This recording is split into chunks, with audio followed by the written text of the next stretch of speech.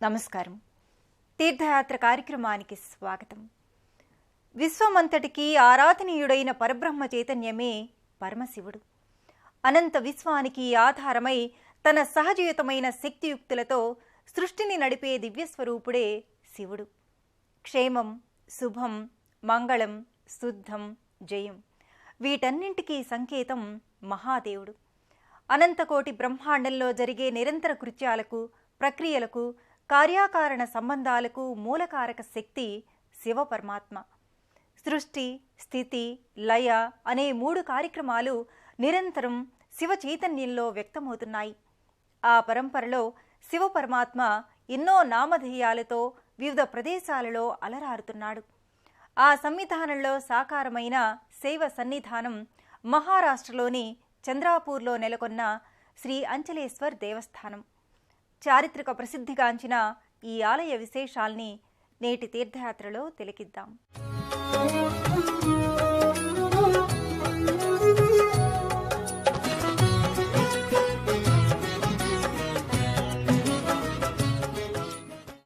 సకల సాధనల సమున్నత లక్ష్యం ఈశ్వరానుగ్రహ సాధకం.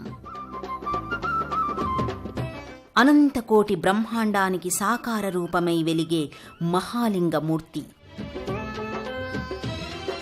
ఎవరి దయ వల్ల ప్రాణులు ఉద్భవిస్తున్నాయో ఆ దివ్యరూపుడే భవుడు. జలాధిష్ఠాన దేవతగా వర్ధిల్లుతోన్న జలేశ్వర రూప భవుడు. మహారాష్ట్ర చంద్రపూర్లో నెలకొన్న జలలింగేశ్వర రూపధారి అంచలేశ్వర్ మహాదేవుడు.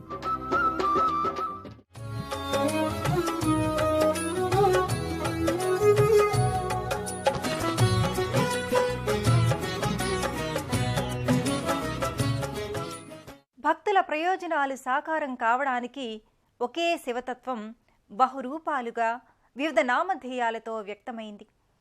సకల సాధనల సమున్నత లక్ష్యం మన మనోవాక్కాయ కర్మల్ని ఈశ్వర శక్తితో అనుసంధానం చేయడానికి కర్మఫల ప్రదాత అయిన మహేశ్వరుడు, సంపూర్ణ ఫలప్రదాత జీవుడు పరమాత్మలో సంలీనం కావడమే లయాత్మకత. ఆ ఆత్మయే మోక్షసిద్ధి. అలాంటి మోక్షసిద్ధిదాయకుడిగా అంచలేశ్వర్ ఈ ఆలయంలో జలరూపంలో వర్ధిల్లుతున్నాడు. నమో భవాయ శర్వాయ శంకరాయ శివాయతే కాలకాలాయ కాలాయ మహాకాలాయ మృత్యవే పరాయ పరమేశాయ పరాత్పరతరాయతే పరాత్పరాయ విశ్వాయ నమస్తే విశ్వమూర్తయే. అనంతకోటి బ్రహ్మాండంలో జరిగే నిరంతర కృత్యాలకు, ప్రక్రియలకు, కార్యాకారణ సంబంధాలకు మూలకారక శక్తి శివపరమాత్మ. సృష్టి, స్థితి, లయ అనే 3 కార్యక్రమాలు నిరంతరం శివచైతన్యంలోనే వ్యక్తమవుతున్నాయి. ఈశ్వరుడు లయస్వరూపుడు. నిర్దిష్టమైన వ్యవహారానికి ముగింపును అందించే పరిపూర్ణమైన దైవం. సకల సాధనల సమున్నత లక్ష్యం మన మనోవాక్కాయ కర్మల్ని ఈశ్వర శక్తితో అనుసంధానం చేయడమే. కర్మఫల ప్రదాత అయిన మహేశ్వరుడు సంపూర్ణ ఫలప్రదాత.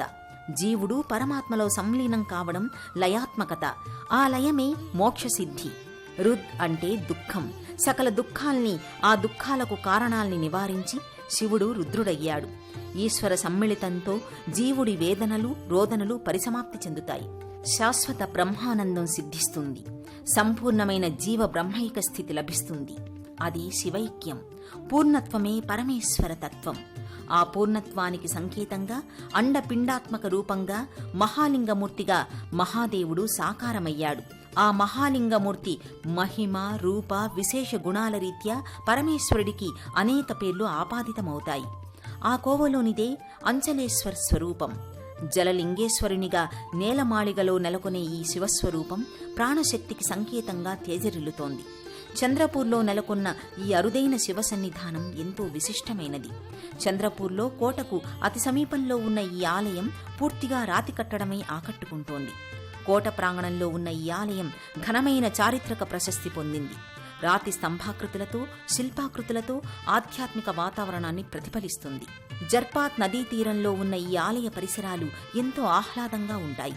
ఇండో పర్షియన్ శైలి సమ్మిళితంగా రూపుదిద్దుకున్న ఈ కట్టడం ఎంతో అరుదైనది.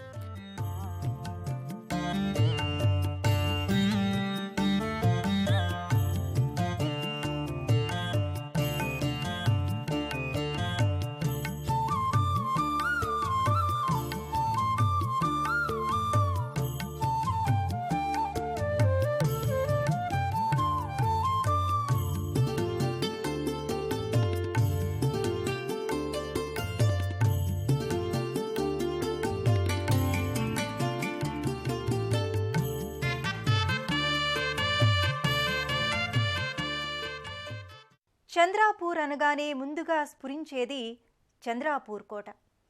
13వ శతాబ్దంలో ఖాండక్య భల్లార్ షా ఈ కోటను నిర్మింపచేశాడు.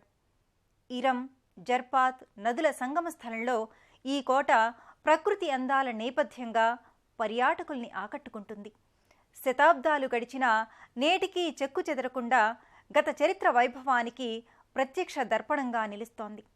కళా నైపుణ్యానికి, నిరుపమాన నిర్మాణ కౌశలానికి ఇది ప్రతిబింబం. చంద్రాపూర్ మహారాష్ట్రలో చారిత్రక ప్రదేశం, ప్రసిద్ధ పర్యాటక ప్రాంతం. చంద్రాపూర్కే ప్రత్యేక ఆకర్షణ మహాఖిల్లా. దీన్నే చంద్రాపూర్ ఘాజీ అంటారు. శత్రు దుర్భేద్యంగా పూర్తిగా రాతి కట్టడంగా నిర్మితమైన ఈ కోట నేటికీ చెక్కు చెదరకుండా ఆకట్టుకుంటోంది. గోండా రాజైన ఖాండాఖ్య బల్లాల్ షా ఆధ్వర్యంలో ఇది నిర్మితమయ్యింది. ఈ బల్లాల్ షా పేరే కాలక్రమంలో బల్లార్ షాగా స్థిరపడింది. 8 సింహద్వారాలున్న ఈ కోట నైపుణ్యవంతమైన నిర్మాణ కౌశలంతో ఆకట్టుకుంటుంది. గత చరిత్ర వైభవానికి ప్రత్యక్ష దర్పణమై నిలుస్తోంది.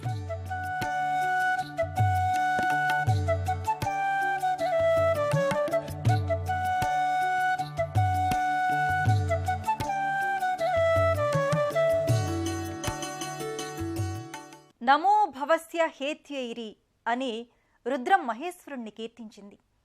తన భక్తులు ప్రాపంచిక ఆకర్షణలో చిక్కుకోకుండా ఉండేందుకు వారిలోని లౌకిక విషయాసక్తిని పోగొట్టే గొప్ప ఆయుధంగా భౌడే వ్యవహరిస్తాడని రుద్రాధ్యాయం పేర్కొంది. అలాంటి భౌడే అంచలేశ్వరునిగా ఈ ఆలయంలో భక్తుల్ని అనుగ్రహిస్తున్నాడు. శివుడి మూర్తులన్నింటిలో దివ్యమైన యోగ రహస్యాలు, తత్వ సంకేతం, జ్ఞాన విశేషాలు గోచరిస్తాయి. మహాదేవాయ మహతే జ్యోతిషే అనంత తేజసే నమశివాయ శాంతాయ బ్రహ్మణే లింగమూర్తయే. మహాదేవుడి అనంత లీలా విభూతులకు ప్రతీక ఈ సృష్టి. సృష్టిలో మొదట ఆవిర్భవించింది జలావరణమే. జలం నుంచే సృష్టి అంతా ఉద్భవించింది. ఆ జలానికి ప్రతీకే భవుడు. ఆ భవుడే అంచలేశ్వరునిగా నేలమాళిగలోని ఓ జలసన్నిధిలో ఈ ఆలయంలో నెలకొని ఉన్నాడు. నేలకు సమాంతరంగా ఉన్న పానవట్టంలో నేలకి దిగువన జలలింగేశ్వరునిగా అంచలేశ్వరుడు వర్ధిల్లుతున్నాడు. శైవక్షేత్రాలలో ఇది అత్యంత అరుదైన శివ సన్నిధానం. గంగాధరో హరస్సోపి విష్ణురంభోది మందిరః బ్రహ్మజలజ సంభూతః తస్మా సర్వాధికం జలం. లయకారకుడైన శివుడు గంగను శిరస్సుపై ధరించాడు. స్థితికారకుడైన శ్రీహరి సాగరాన్నే తన నివాసంగా చేసుకున్నాడు. బ్రహ్మదేవుడు జలం నుంచి ఆవిర్భవించిన కమలం నుంచి సాకారమయ్యాడు. కాబట్టి త్రిమూర్తులకు అత్యంత ప్రియమైనది జలం. ఈ సృష్టిలో విశిష్టమైనది జలనిధి. మానవ జీవితానికే కాదు, సకల జీవకోటికి ఆధారభూతమైనది జలం. ప్రాణశక్తి అనేది సృష్టికి జలం ద్వారానే లభిస్తున్నది. అలాంటి జలాన్ని ఆవాసంగా చేసుకుని లయకారకుడైన మహేశ్వరుడు జలలింగేశ్వరుడిగా చంద్రాపూర్లో అంచలేశ్వరుడి పేరిట దర్శనీయమవుతున్నాడు. విశాలమైన గర్భాలయంతో, గర్భాలయం లోపల పైకప్పు నగిశీలతో, సూర్యకాంతి ధారాళంగా ప్రసరించడానికి వీలైన నిర్మాణ చాతుర్యంతో భక్తుల్ని విశేషంగా ఆకట్టుకుంటుంది. అష్టమూర్తి స్వరూపాలలో మహాదేవుడు వ్యక్తమయ్యాడు. వాటిలో భవస్వరూపం జలతత్వానికి సంకేతం. ఆ భవుడే జలలింగమూర్తిగా గర్భాలయంలో దర్శనమిస్తున్నాడు. పాతాళంలో ఉన్న ఈ శివలింగాకృతి నుంచి ఎల్లప్పుడూ నీరు ఊరుతుంది. దీనికి రుజువుగా శివలింగం నెలకొన్న పాతాళంలో నీరు ఎంతగా తోడినా మళ్లీ మళ్లీ అదే స్థాయిలో జలం ఉంటుంది. ఈ తరహా శివలింగాకృతి తమిళనాడులోని జంబుకేశ్వరంలో కూడా నెలకొని ఉండటం విశేషం.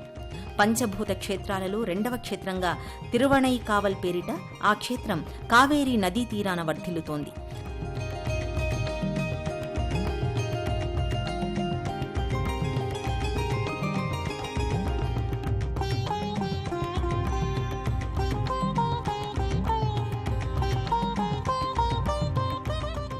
పంచభూతాల్లో, సూర్యుడిలో, చంద్రుడిలో, సమస్త జీవ చైతన్యంలో, అష్టమూర్తి రూపాలలో శివుడు వ్యాపించి ఉన్నాడు, విశ్వనాథుడయ్యాడు. ఆ రూపాలలో భవస్థ రూపం జలాధిష్టాన దేవత. గర్భాలయంలో రజత పానవట్టంలో నేల మాళిగలో జలరూపలింగేశ్వరునిగా అంచలేశ్వరుడు నెలకొని ఉంటాడు. పరమేశ్వరుడంటేనే అనంతకోటి బ్రహ్మాండానికి సంకేతం. ఆయన రూపమే సకల చరాచర జగత్తుకు సూచిక. పాంచభౌతికమైన ప్రపంచం ముందు జలం, గగనం, వాయువు, స్థలం, అగ్ని అన్నీ నీవై అలరారే పరమాత్మ, నువ్వు ఆత్మభూ, భూతనాయక, ఆదిదేవుడవు అంటూ భక్తులు కీర్తిస్తారు. చంద్రాపూర్లోని అంచలేశ్వరుడు ఎన్నో మహిమా విశేషాలున్న దైవంగా భక్తులు భావిస్తారు. జీవం, ప్రాణం, ఆయుష్యులకు జలమే మూలం కాబట్టి ఈ శివస్వరూపాన్ని మృత్యుంజయేశ్వరునిగా ఆరాధిస్తారు. ఈ స్వామిని దర్శించుకున్న వారికి అపమృత్యు దోషాలు నివారణ చెంది ఆరోగ్య సిద్ధి చేకూరుతుంది. అలాంటి మహాజల లింగేశ్వరుడిగా అంచలేశ్వరుడు అరుదైన మహాలింగమూర్తిగా ప్రకటితమవుతున్నాడు. సృష్టి అంతా శివతత్వంతో తేజరిల్లుతోంది. సమస్త విశ్వానికి ఆనందదాయకునిగా ఎన్నో ప్రయోజనాల పరంపరను చేకూర్చడానికి శివుడు అష్టవిధ రూపాలలో అభివ్యక్తమయ్యాడు. మీఢుష్టమి అని రుద్రం శివచైతన్యాన్ని విశ్లేషించింది. సూర్య రూపంలో ఆరోగ్యాన్ని, పర్జన్య రూపంలో అంటే భవుడి రూపంలో నీటిని, ఇంద్ర ఆకృతిలో ఆహారాన్ని, దక్షిణామూర్తి స్వరూపంలో సమస్త విద్యల్ని, ఈశ్వర రూపంలో ఐశ్వర్యాన్ని ఆదిదేవుడు అనుగ్రహిస్తున్నాడు. ఐహిక ఆముష్మిక శ్రేయాల్ని అందించే రూపంలో శంభునిగా, సకల విశ్వానికి చక్షువుగా, విశ్వనాథుడిగా, క్లేశ నివారకుడిగా, నీలకంఠేశ్వరునిగా శివుడు పరిఢవిల్లుతున్నాడు. శివుడు ప్రాణప్రదాత, ఐశ్వర్యప్రదాత. ఆరోగ్యమే మహా ఐశ్వర్యం. ఈ ఐశ్వర్యాన్ని అనుగ్రహించే జలాధిష్ఠాన దైవం మహాలింగమూర్తి అంచాలేశ్వరుడు. అందుకే ఆరోగ్య సిద్ధి కోసం భక్తులు ఎన్నో ప్రాంతాల నుంచి ఈ క్షేత్రానికి విచ్చేసి స్వామి కృపకు పాత్రులవుతున్నారు.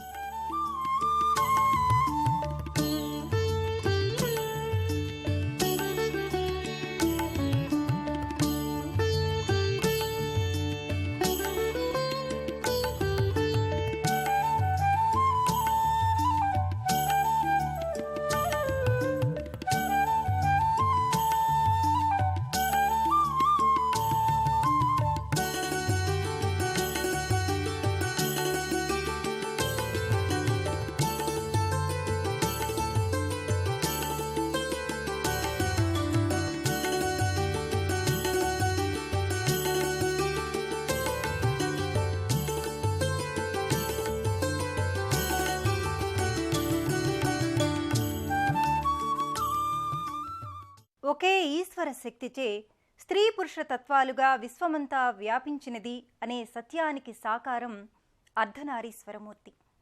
ప్రకృతి పురుషుని సమ్మేళనత్వమే పార్వతీ పరమేశ్వరులు. ప్రకృతి శక్తికి సంకేతంగా మహాదేవి పార్వతీమాతగా గర్భాలయంలో భక్తులకు దర్శనమిస్తుంది. సర్వశుభమంగళాల్ని ఆవిష్కారం చేసే శుభమంగళకారిణిగా పార్వతీమాత భక్తుల్ని అనుగ్రహిస్తుంది. నిర్గుణ, నిరాకార, సగుణ సాకారంగా తేజరిళ్లే ఈ సృష్టిలో ఆవరించి ఉన్న ప్రాణశక్తికి సంకేత రూపంగా అర్చామూర్తిగా పార్వతీమాత ప్రకటితమవుతుంది. చంద్రాపూర్ అంచలేశ్వర్ సన్నిధానంలో మహాలింగమూర్తి సమీపాన ఆదిశక్తి ఆద్యరూపిణి పార్వతీదేవి విగ్రహాకృతి నెలకొని ఉంటుంది. సృష్టి స్థితి లయాత్మకమైన జగత్తును శాసించే ఆదిశక్తి జగన్మాత ప్రథమ రూపం పార్వతి. పార్వతి అంటే ప్రకృతి. జయ జయ హో పార్వతి, జయ జయోస్తు మంగళదాయిని, జయ జయ హో చాముండేశ్వరి, జయ జయోస్తు సర్వార్థప్రదాయిని అంటూ భక్తులు పార్వతీమాతను కీర్తిస్తారు. పుష్పవల్లిగా, సుమమంగళగౌరిగా, కుసుమాకరిగా, శుభమంగళాదేవిగా, నందనాదేవిగా ఈ పార్వతీమాతను భక్తులు వ్యవహరిస్తారు. పరమేశ్వరుడే ప్రాణప్రదాత. అలాంటి పరమేశ్వరుడికి పార్వతీదేవి ప్రాణేశ్వరిగా, సమస్త సన్మంగళకారిణిగా ఈ లోగిలిలో దర్శనమిస్తుంది. చంద్రాపూర్ అంచలేశ్వర్ సన్నిధానం అపురూప కళా ఆధ్యాత్మిక నెలవు. 13వ శతాబ్దంలో నిర్మితమైన ఈ ఆలయం చంద్రాపూర్ కోటకు చెంతనే ఉంది.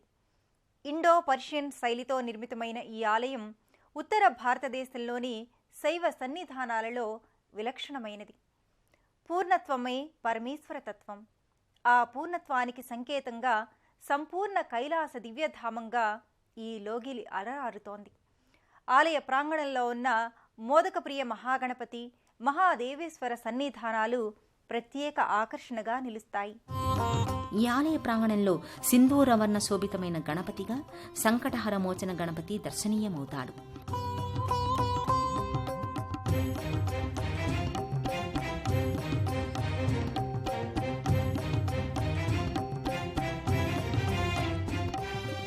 ఆలయం పక్కనే ఉన్న దిగుడు బావి ఎంతో పురాతనమైనది. దీనిని పాతాళ గంగగా వ్యవహరిస్తారు. అంచలేశ్వరికి ప్రతినిత్యం ఈ నీటితోనే అభిషేకాన్ని నిర్వహిస్తారు.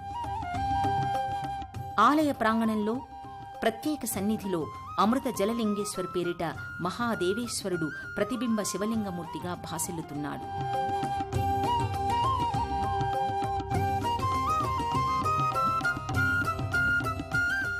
చంద్రాపూర్ కోటకు అభిముఖంగా ఉన్న అంచలేశ్వర శైవధామం భక్తుల పాలిట దివ్యధామంగా అలరారుతోంది.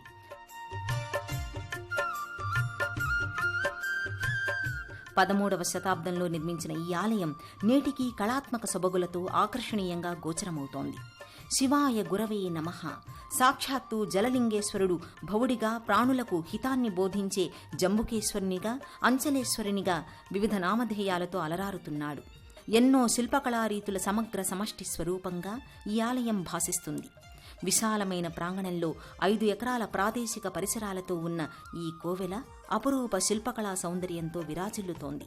ఇండో పర్షియన్ శైలిని సమ్మిళితం చేస్తూ ప్రాచీనతను మేళవిస్తూ సాగిన ఈ ఆలయ నిర్మాణ రీతి ఎన్నో ఆలయాలకు నిర్మాణ కళాపరంగా ఆదర్శప్రాయంగా ఉందని చరిత్రకారులు పేర్కొంటారు. ప్రతి సంవత్సరం మహాశివరాత్రి సందర్భంగా ఈ సన్నిధిలో ప్రత్యేక ఉత్సవాలని నిర్వహిస్తారు. భక్తులందరూ నేరుగా గర్భాలయానికి ప్రవేశించి పాతాళంలో ఉన్న అంచలేశ్వరుని దర్శించుకునే వెసులుబాటు ఇక్కడ ఉంది. పాతాళ లింగేశ్వరునికి భక్తులు పుష్పాలు, సుగంధ ద్రవ్యాలు, ఆవుపాలు సమర్పిస్తారు. జలరూపంలో ఉన్న స్వామిని దర్శించుకుని పూజించడం వల్ల ఆరోగ్య సిద్ధితో పాటు ఐశ్వర్యం చేకూరుతుందని భక్తుల నమ్మకం. నీరు ఐశ్వర్యానికి సంకేతం. అలాంటి ఐశ్వర్యేశ్వర అంచలేశ్వర స్వామి దర్శనం భక్తులందరికీ ఇహపర శ్రేయోదాయకం. ఆత్మజ్యోతి రూపమే శివపరమాత్మ. ఇహలోక ప్రయోజనాలతో పాటు పరలోక ప్రయోజనాల్ని, ఫలాల్ని అనుగ్రహించే సర్వవ్యాపి సర్వేశ్వరుడు. సర్వభూతాత్మునిగా, పంచభూతేశ్వరునిగా, ప్రకృతేశ్వరునిగా, విశ్వంభరునిగా మహాదేవుడు వర్ధిల్లుతున్నాడు. జలాధిష్ఠాన దైవంగా వెలిగే అంచలేశ్వరుని దివ్యానుగ్రహాన్ని సదా ఆకాంక్షిద్దాం. ఓం నమః శివాయ.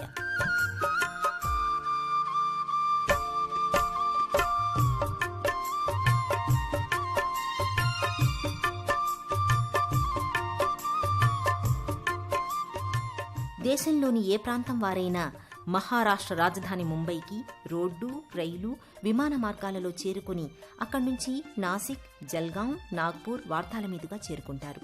హైదరాబాద్ నుంచి వెళ్లేవారు వరంగల్, పెద్దపల్లి, రామగుండం, మంచిర్యాల, మందమర్రి, తాండూరు, సిర్పూర్, కాగజ్నగర్, సిర్పూర్, బల్లాపూర్ల మీదుగా చంద్రాపూర్కి చేరుకుంటారు. శివుడు సర్వతాప ఉపశమనాన్ని కలిగిస్తాడు. తాపాన్ని ఉపశమింపచేసే లక్షణం నీటికి ఉంటుంది. అందుకే జలేశ్వరునిగా, అంచలేశ్వరునిగా స్వామి ప్రకటితమవుతున్నాడు. సమస్యల విషవలయంలో చిక్కుకున్నప్పుడు కుంగిపోకుండా తానున్నాననే శివసంకల్పాన్ని శివుడు తన భక్తులకు అనుగ్రహిస్తున్నాడు. శివోపాసన ద్వారా పరమోత్కృష్టమైన జీవన గమనాన్ని సాధించవచ్చనేది శివ సందేశం. అలాంటి శివ పరమాత్మకు ప్రణతులు సమర్పిద్దాం. మరో క్షేత్ర సందర్శనంతో కలుసుకుందాం. నమస్కారం.